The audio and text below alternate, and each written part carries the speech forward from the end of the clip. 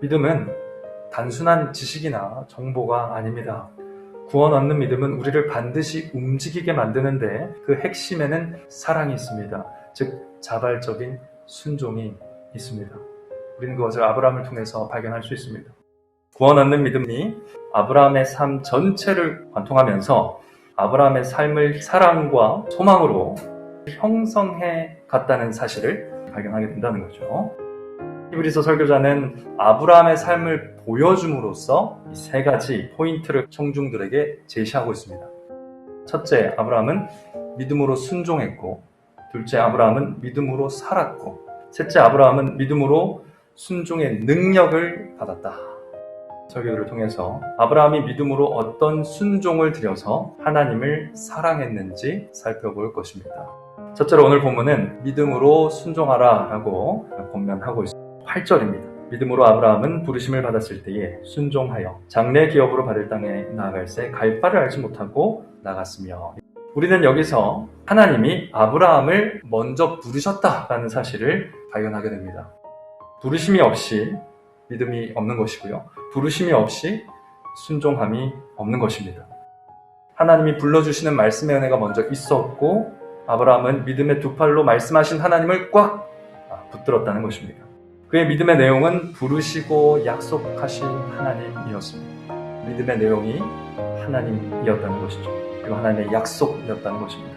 아브라함은 갈 바를 알지 못하고 약속의 땅을 향해 떠났습니다. 여기서 갈 바를 알지 못했다는 것은 아브라함이 약속으로 받을 그 땅에 대해서 잘 몰랐다라는 것이지, 그 땅을 약속하신 하나님에 대해서 잘 몰랐다는 뜻이 아니라는 것입니다.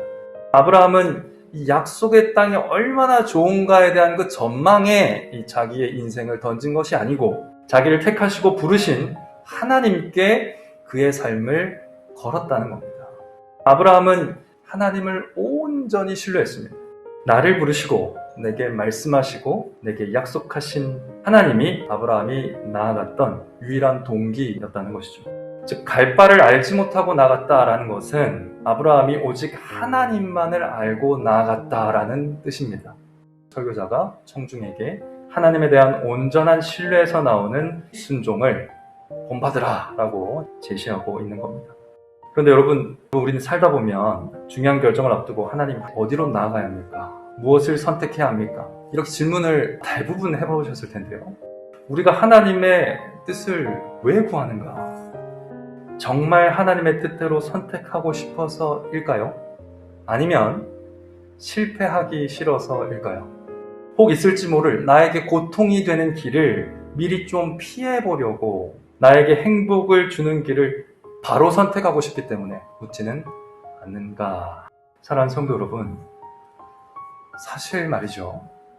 오른쪽 길이든 왼쪽 길이든, 성공하든 실패를 하든 여전히 우리를 부르신 하나님과 함께하고 있다면 충분한 거죠. 그리스도 안에서 이제 궁극적으로 우리에게 실패하는 게 없어졌습니다. 그렇기 때문에 우리가 하나님의 뜻을 구할 때는 하나님, 중요한 일을 만났습니다.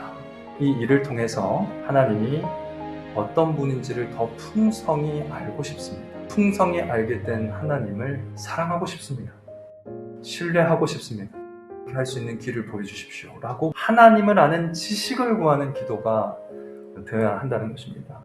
오히려 우리는 갈 바를 알지 못한 채 믿음으로 나아가는 삶으로 부름받았다는 것에 대해서 하나님께 감사해야 할 것입니다. 그리스도는 밝히 드러내 보여주시고, 내일 일들은 우리가 믿어야 할 일들로 숨겨 놓으신 것이 하나님의 지혜이고 하나님의 선하심이고 은혜인 것입니다. 우리를 위한 선물입니다. 그러니 이 은혜의 감사 찬송을 드리면서 우리는 하나님만 온전히 믿음으로 나아가야 할 것입니다. 둘째로 본문은 믿음으로 이 땅에서 이방인으로 살라 이렇게 권면을 하고 있습니다. 9절입니다. 믿음으로 저가 외방에 있는 것 같이 약속하신 땅에 우거하여 동일한 약속을 유업으로 함께 받은 이삭과 야곱으로 더불어 장막에 거하였으니, 아브라함은 약속의 땅으로 나아갈 때에도 믿음으로 순종했고요. 그 약속하신 땅 안에 살 때에도 계속 믿음으로 살았습니다. 아브라함이 계속 하나님의 약속을 믿고 살기 위해 택한 이 삶의 방식이 뭐였느냐? 이방인으로 살기, 혹은 나그네로 살기였다는 것입니다.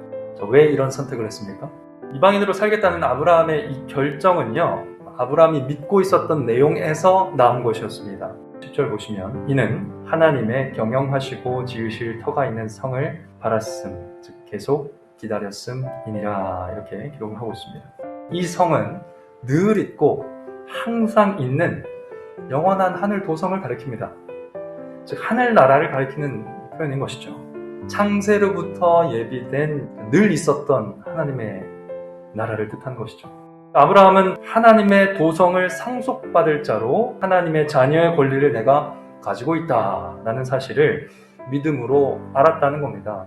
그래서 아브라함은 그 영원한 성에 대한 확신과 또 그 성의 주민이라는 만족감으로 인해서 잠시 머무는 이 땅에서는 이방인으로 살겠다라고 결정을 할 수 있었습니다. 그러나 아브라함도 사람이었고 홀로 그 고독한 삶, 또 두려운 삶을 버텨내면서 살아낼 수는 없었기 때문에 동일한 약속을 유업으로 함께 받은 이삭과 야곱으로 더불어 장막에 살았습니다.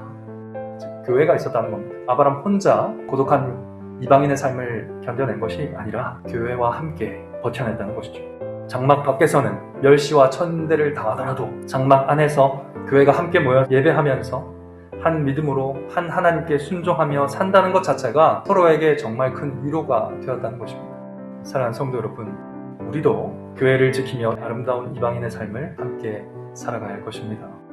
세상에선 우리가 미움을 당하지만 아브라함이 그의 장막 교회에서 위로를 받았던 것처럼 우리도 지금 교회에서 위로를 받을 수 있다는 사실에 대해서 감사하고 기억하시기 바랍니다. 우리도 교회입니다. 그럼 우리도 위로입니다. 우리도 함께 약속의 상속자이고 우리도 서로가 서로에게 위로가 되는 사람들이라는 것이죠. 한 말씀 들으면서 한 복음으로 부름받은 자들이 함께 예배하고 있다는 것 자체가 교회 밖에서 이방인 취급 받을 수밖에 없는, 그리고 받기로 선택한 우리 모두의 큰 위로라는 사실입니다. 그러니 사랑하는 성도 여러분, 부디 이 교회에서 멀어지지 마십시오. 아무리 신앙생활하기 어려운 시절을 보내고 있지만 우리 서로 손을 잡고 단 한 분도 멀어지지 않도록 서로를 꽉 붙들시기를 바랍니다. 하나님과 함께함이, 또 교회와 함께함이 우리의 삶의 중심에 있기를 간절히 바랍니다. 그리고 그 외에는 모든 것을 포기할 수 있는, 모든 것을 내려놓을 수 있는 이 이방인의 삶의 방식이 우리 모두의 삶으로 형성되어져 가기를 간절히 바랍니다. 셋째로 본문은 믿음으로 삶의 능력을 얻으라 라고 권면하고 있습니다. 11절과 12절 말씀입니다. 믿음으로 사라 자신도 나이 늙어 단산하였으나 잉태하는 힘을 얻었으니 이는 약속하신 이를 미쁘신 줄 알미라. 이러므로 죽은 자와 방불한 한 사람으로 말미암아 하늘의 허다한 별과 또 해변의 무수한 모래와 같이 많이 생육하였느니라. 우리가 너무나 잘 아는 것처럼 아브라함과 사라는 너무 늙어서 자녀를 가질 수 없는 상태였습니다.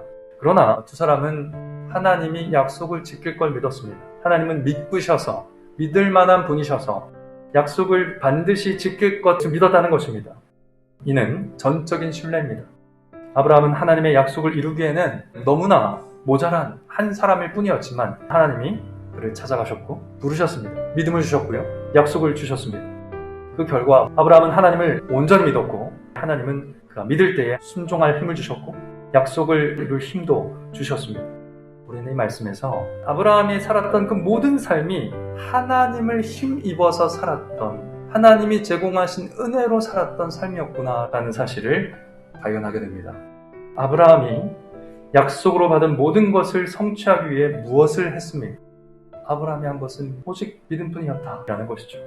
오직 믿음으로 하나님의 힘으로 살아가는 삶, 이것이 오늘 우리가 아브라함으로부터 본받아야 할 믿음의 삶이라는 것입니다. 사랑하는 성도 여러분, 우리에게도 힘이 필요하지 않습니까? 우리도 믿음으로 인내하고 싶고 믿음으로 순종하고 싶지요. 믿음으로 이 땅에서 이방인과 나그네 되어서 하늘에 속한 자들과 함께 서로 위로하고 격려하고 신실하게 믿음의 삶을 형성해 가고 싶죠. 그것이 우리의 소원입니다. 그런데 그럴 힘이 없습니다. 우리가 어디서 힘을 얻고 어디서 능력을 받아서 삶을 살아가겠습니까? 죽음에서 살아나신 그리스도가 아니면 도대체 이 힘을 누가 주시겠습니까? 죽은 자를 살리시고 없는 것을 있는 것처럼 부르시는 하나님이어야 그 힘을 주실 수가 있는 겁니다. 사랑하는 성도 여러분, 모든 일에서 하나님의 약속을 바라보며 성령을 의지하여 삶의 동력이 하나님께서 주시는 힘으로 형성되는 여러분 되시기를 간절히 바랍니다.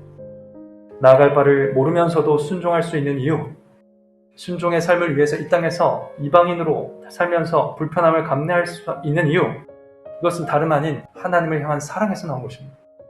사랑으로 역사하는 믿음은 순종으로 정체가 드러나는 것입니다. 믿음으로 순종할 수 있도록 먼저 찾아와 부르시는 분은 하나님이십니다. 우리의 믿음을 보시고 의롭다 하시면서 터가 있는 성을 약속하신 분도 하나님이십니다. 이방인처럼 사는 삶을 위로하는 교회를 세우신 분도 하나님이십니다. 죄로 죽었던 우리를 살리신 힘, 우리가 하나님의 거룩한 약속을 이룰 수 있는 모든 능력은 삼위 하나님께서 우리에게 주신 힘입니다. 우리로서는 도무지 불가능하지만 이 하나님의 사랑 때문에 하나님을 믿는 우리의 삶은 사랑의 순종으로 점점 아름답게 형성되어져 갈 것입니다. 그래서 갈 바를 알지 못해도 어느 길로 가든지 삼위 하나님을 믿음으로 찬송하게 하실 것을 소망하며 순종하십시오. 세상에서 미움을 당해도 하늘 시민다운 삶을 계속 살아갑시다. 삼위 하나님께서 삼위 하나님을 붙드는 모든 성도들의 삶을 선하고 아름답게 형성해 가시기를 성부와 성자와 성령의 이름으로 간절히 축원합니다.